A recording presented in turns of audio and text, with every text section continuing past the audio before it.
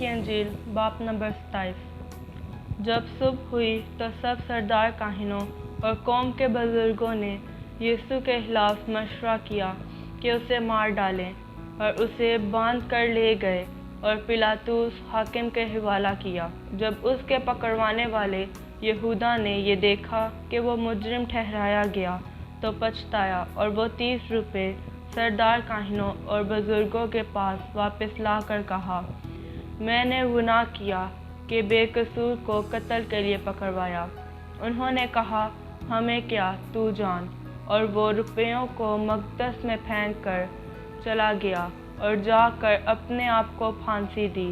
सरदार काहिनों ने रुपये लेकर कहा, इनको हैकल के खजाना में फेंकना रवा नहीं, क्योंकि ये खून की कीमत है। बस उन्होंने मशवरा करके उन रुपयों से कुम्हार का खेत परदेसियों के दफन करने के लिए खरीदा। इस सबब से वो खेत आज तक खून का खेत कहलाता है। उस वक्त वो पूरा हुआ जो यिर्मयाह नबी की मार्फत कहा गया था कि जिसकी कीमत ठहराई गई थी, उन्होंने उसकी कीमत के वो 30 रुपये ले लिए। उसकी कीमत बाज़ बनी इसराइल ने ठहराई थी और उनको कुम्हार के खेत के लिए दिया, जैसा खुदावंद ने मुझे हुक्म दिया। यीशु हाकिम के सामने खड़ा था और हाकिम ने उससे ये पूछा, क्या तू यहूदियों का बादशाह है?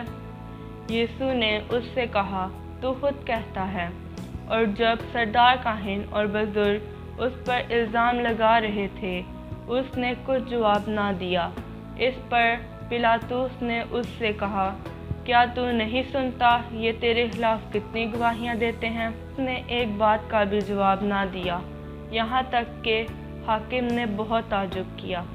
और हाकिम का दस्तूर था कि ईद पर लोगों की खातिर एक कैदी जिसे वो चाहते थे छोड़ देता था। उस वक्त बरअब्बा नाम उनका एक मशहूर कैदी था। बस जब वो इकट्ठे हुए तो पिलातुस ने उनसे कहा, तुम किसे चाहते हो कि तुम्हारी खातिर छोड़ दूं, बरअब्बा को या यीशु को जो मसीह कहलाता है? क्योंकि उसे मालूम था कि उन्होंने उसे हसद में पकड़वाया है। और जब वो तख्त अदालत पर बैठा था तो उसकी बीवी ने उसे कहला भेजा कि तू इस रास्तबाज से कुछ काम ना रख, क्योंकि मैंने आज ख्वाब में इसके सबब से बहुत दुख उठाया है। लेकिन सरदार काहिनों और बुजुर्गों ने लोगों को उभारा कि बरअब्बा को मांग लें और यीशु को हलाक करें। हाकिम ने उनसे कहा कि इन दोनों में से किसको चाहते हो कि तुम्हारी खातिर छोड़ दूं? उन्होंने कहा, बरअब्बा को। पिलातुस ने उनसे कहा, फिर यीशु को जो मसीह कहलाता है क्या करूं? सब ने कहा, वो मसलूब हो। उसने कहा, क्यों, उसने क्या बुराई की है? मगर वो और भी चिल्ला चिल्ला कर कहने लगे कि वो मसलूब हो। जब पिलातुस ने देखा कि कुछ बन नहीं पड़ता बल्कि उल्टा बलवा होता जाता है, तो पानी लेकर लोगों के रूबरू अपने हाथ धोए और कहा, मैं इस रास्तबाज के खून से बरी हूँ, तुम जानो। सब लोगों ने जवाब में कहा, इसका खून हमारी और हमारी औलाद की गर्दन पर। इस पर उसने बरअब्बा को उनकी खातिर छोड़ दिया और यीशु को कोड़े लगवाए और हवाला किया कि वो मसलूब हो। इस पर हाकिम के सिपाहियों ने यीशु को किला में ले जाकर सारी पलटन उसके गिर्द जमा की और उसके कपड़े उतार कर उसे किरमजी चोगा पहनाया और कांटों का ताज बनाकर उसके सर पर रखा और एक सरकंडा उसके दाहिने हाथ में दिया और उसके आगे घुटने टेक कर उसे ठट्ठों में उड़ाने लगे कि ए यहूदियों के बादशाह अदाब, और उस पर थूका और वही सरकंडा लेकर उसके सर पर मारने लगे। और जब उसका ठट्ठा कर चुके तो चोगा को उस पर से उतार कर फिर उसी के कपड़े उसे पहनाए اور مصلوب کرنے کو لے گئے۔ جب باہر آئے تو انہوں نے شمعون نام ایک قرینی آدمی کو پا کر اسے بگاڑ میں پکڑا کہ اس کی سلیب اٹھائے، اور اس جگہ جو گلگتا یعنی کھوپڑی کی جگہ کہلاتی ہے پہنچ کر پت ملی ہوئی میں اسے پینے کو دی۔ اس نے چکھ کر پینا نہ چاہا، اور انہوں نے اسے مصلوب کیا اور اس کے کپڑے کوڑا ڈال کر بانٹ لیے، اور وہاں بیٹھ کر اس کی نگہبانی کرنے لگے، اور اس کا الزام لکھ کر اس کے سر سے اوپر لگا دیا کہ یہ یہودیوں کا بادشاہ یسوع ہے۔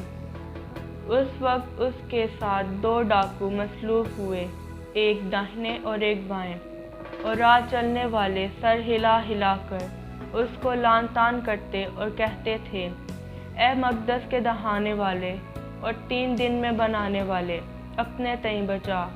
اگر تو خدا کا بیٹا ہے تو صلیب پر سے اتر آ۔ اسی طرح سردار کاہن بھی فقیہوں اور بزرگوں کے ساتھ مل کر ٹھٹھے سے کہتے تھے، اس نے اوروں کو بچایا، اپنے تئیں نہیں بچا سکتا۔ یہ تو اسرائیل کا بادشاہ ہے، اب صلیب پر سے اتر آئے تو ہم اس پر ایمان لائیں۔ اس نے خدا پر بھروسہ کیا ہے، اگر وہ اسے چاہتا ہے تو اب اس کو چھڑا لے، کیونکہ اس نے کہا تھا میں خدا کا بیٹا ہوں۔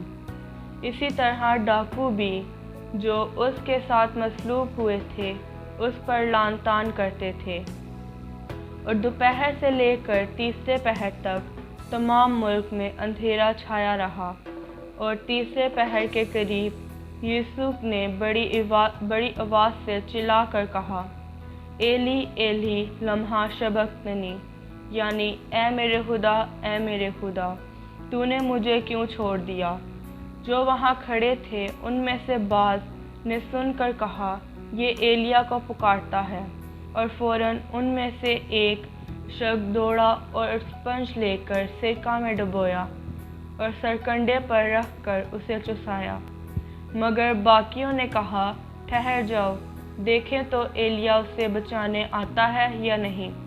یسوع نے پھر بڑی آواز سے چلا کر جان دے دی، اور مقدس کا پردہ اوپر سے نیچے تک پھٹ کر 2 ٹکڑے ہو گیا، اور زمین لرزی اور ٹانیں ٹرک گئیں، اور قبریں کھل گئیں، اور بہت سے جسم ان مقدسوں کے جو سو گئے تھے جی اٹھے، اور اس کے جی اٹھنے کے بعد قبروں سے نکل کر مقدس شہر میں گئے، اور بہتوں کو دکھائی دیے۔ پس صوبہ دار اور جو اس کے ساتھ یسوع کی نگہبانی کرتے تھے بھونچال اور تمام ماجرا دیکھ کر بہت ہی ڈر کر کہنے لگے کہ بے شک یہ خدا کا بیٹا ہے۔ اور وہاں بہت سی عورتیں جو گلیل سے یسوع کی خدمت کرتی ہوئی اس کے پیچھے پیچھے آئی تھیں، دور سے دیکھ رہی تھیں۔ ان میں مریم مگدلینی تھی، اور یعقوب اور یوسف کی ماں مریم، اور زبدی کے بیٹوں کی ماں۔ جب شام ہوئی تو یوسف نام ارمتیا کا ایک دولت مند آدمی آیا جو خود بھی یسوع کا شاگرد تھا۔ اس نے پلاطس کے پاس جا کر یسوع کی لاش مانگی، اور پلاطس نے دے دینے کا حکم دیا، اور یوسف نے لاش کو لے کر صاف مہین چادر میں لپیٹا، اور اپنی نئی قبر میں جو اس نے چٹان میں کھدوائی تھی رکھا۔ پھر وہ ایک بڑا پتھر قبر کے منہ پر لٹکا کر چلا گیا، اور مریم مگدلینی اور دوسری مریم وہاں قبر کے سامنے بیٹھی تھیں۔ دوسرے دن جو تیاری کے بعد کا دن تھا، سردار کاہن اور فریسیوں نے پلاطس کے پاس جمع ہو کر کہا، خداوند ہمیں یاد ہے کہ اس دھوکے باز نے جیتے جی کہا تھا، میں 3 دن کے بعد جی اٹھوں گا۔ پس حکم دے کہ تیسرے دن تک قبر کی نگہبانی کی جائے، کہیں ایسا نہ ہو کہ اس کے شاگرد آ کر اسے چرا لے جائیں اور لوگوں سے کہہ دیں کہ وہ مردوں میں سے جی اٹھا ہے اور یہ پچھلا دھوکہ پہلے سے بھی برا ہو۔